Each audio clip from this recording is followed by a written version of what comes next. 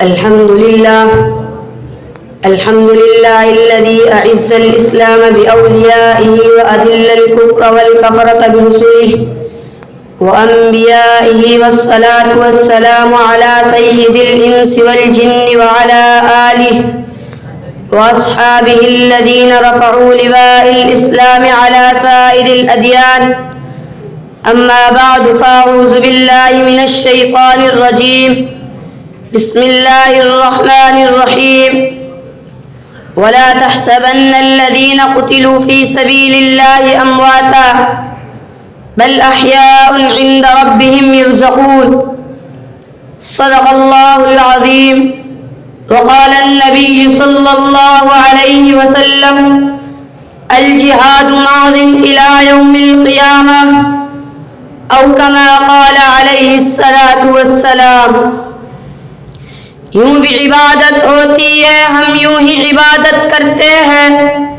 یوں بھی عبادت ہوتی ہے، ہم یوں ہی عبادت کرتے ہیں. اسلام کے گلشن کی ہم جان دے کے حفاظت کرتے ہیں. جینے کا ہمیں کوئی شوق نہیں، مرنے کی ہمیں کوئی فکر نہیں. جینے کا ہمیں کوئی شوق نہیں، مرنے کی ہمیں کوئی فکر نہیں. وہ مر کے بھی زندہ رہتے ہیں جو دین کی حفاظت کرتے ہیں. میرے واجب الاحترام اور قابل قدر اساتذہ کرام اور میرے سامنے بیٹھے میرے ہم مکتب ساتھیوں، السلام علیکم ورحمۃ اللہ وبرکاتہ. آج کی عظیم الشان سالانہ تقریری مسابقے میں آپ حضرات کے سامنے جس موضوع سخن کو لے کر حاضر ہوا ہوں وہ صحابہ کے شوق شہادت کے عنوان سے معنون ہے. سامعین گرامی، جب میری نگاہ تاریخ کی اوراق پر پڑتی ہے تو مجھے ہر جگہ شہداء کا خون بہتا ہوا نظر آتا ہے اور تاریخی اوراق شہداء کے خون سے رنگین البریز نظر آتے ہیں. آئیے صحابہ کی شوق شہادت کو دیکھنے سے پہلے صحابہ کے سردار اور رہبر کو دیکھتے ہیں. امام الانبیاء سرتاج المرسلین کی تمنا کیا ہے؟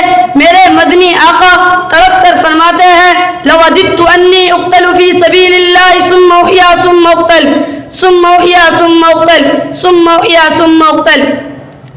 سامعین محترم، صحابہ میں شہادت کی تڑپ تھی، شہادت کا جذبہ تھا. اگر صحابہ میں شوق شہادت نہ ہوتا تو بدر میں 14 صحابہ شہید نہ ہوتے. اگر صحابہ میں شوق شہادت نہ ہوتا تو احد میں 70 صحابہ شہید نہ ہوتے، جس میں آپ صلی اللہ علیہ وسلم کے چچا حضرت حمزہ رضی اللہ عنہ کے ٹکڑے ٹکڑے کر دیے گئے. اگر صحابہ میں شوق شہادت نہ ہوتا تو بدر میں 14 صحابہ شہید نہ ہوتے، میرے معونہ میں 67 صحابہ شہید نہ ہوتے.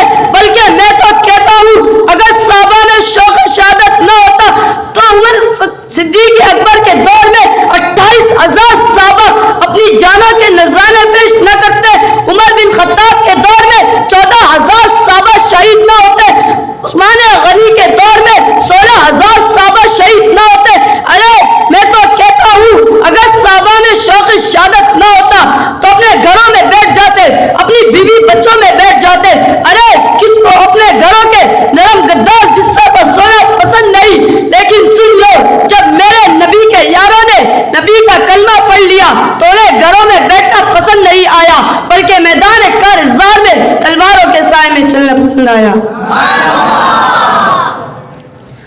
ارے یہ تو وہ صحابہ ہے جنہوں نے نبی کی آبرو کے خاطر، اللہ کے دین کی عظمت کے خاطر، اللہ کے پورے دین کو پوری دنیا میں پھیلانے کے خاطر اپنی بیویوں کو بیوہ کروا دیا، اپنی اولاد کو یتیم کرا دیا، گھروں سے بے گھر ہو کر، وطن سے بے وطن ہو کر پوری دنیا میں اسلامی پرچم لہرا دیا.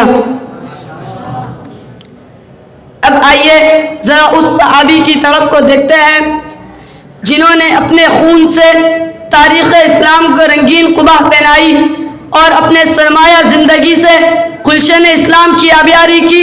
وہ کون تھا؟ وہ فاروق اعظم تھے جو یہ دعا کرتے تھے: اللہم ارزقنی شہادۃ فی سبیلک واجعل موتی فی بلد رسولک.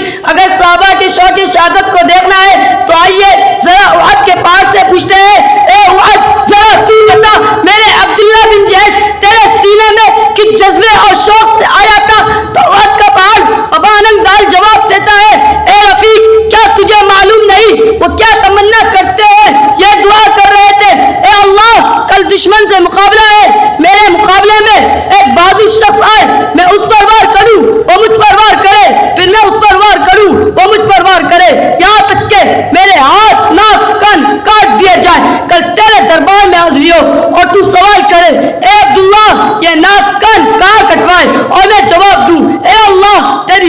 خاطر، اور تو کہے صدقت یا عبداللہ. بس آخر میں اتنا کہنا ضروری سمجھتا ہوں. اٹھ شیر مجاہد ہوش میں آ، اٹھ شیر مجاہد ہوش میں آ، تعمیر خلافت پیدا کر. کیوں فرقے ہوتا ہے، اب ایک جماعت کو پیدا کر. کر تو بھی ترقی دنیا میں، اسباب تجارت پیدا کر. قارون کی دولت ٹھکرا دے، عثمان کی دولت پیدا کر. اسلام کا دم بھی تو برتا ہے، کفار سے پھر کیوں ڈرتا ہے. یا تو اسلام کا نام نہ لے، یا تو شوق شہادت پیدا کر. وآخر دعوانا ان الحمدللہ رب العالمین.